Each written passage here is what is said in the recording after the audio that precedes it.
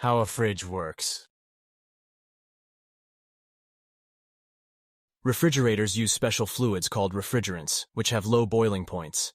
Common refrigerants include chlorofluorocarbons, CFCs, hydrochlorofluorocarbons, HCFCs, and hydrofluorocarbons, HFCs. More environmentally friendly refrigerants like hydrofluorocarbons, HFCs, are now commonly used due to their lower impact on the ozone layer.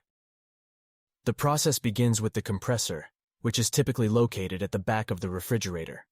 The compressor pressurizes the refrigerant gas, causing its temperature to rise.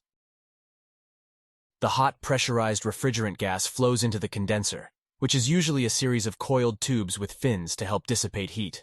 As the refrigerant releases heat, it changes from a gas to a high-pressure liquid.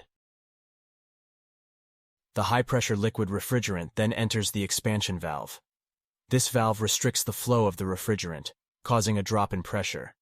As the pressure decreases, the refrigerant rapidly expands, resulting in a significant temperature decrease. The low-pressure, cold refrigerant liquid now enters the evaporator, located inside the refrigerator. The evaporator consists of a series of coiled tubes, and its purpose is to absorb heat from the contents of the refrigerator. As the refrigerant flows through the evaporator, it absorbs heat from the surrounding air inside the refrigerator, causing the temperature inside the refrigerator to decrease. The absorbed heat causes the refrigerant to evaporate and return to a gas state.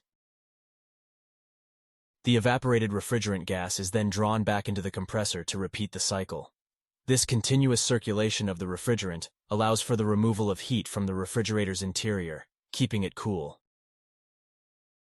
The refrigerator's thermostat measures the temperature inside the refrigerator and signals the compressor to turn on or off as needed. When the temperature rises above the desired level, the compressor activates to maintain the set temperature. Overall, the refrigeration cycle of a refrigerator works by continuously circulating the refrigerant, alternately compressing it to release heat and expanding it to absorb heat, thereby creating a cooling effect inside the refrigerator.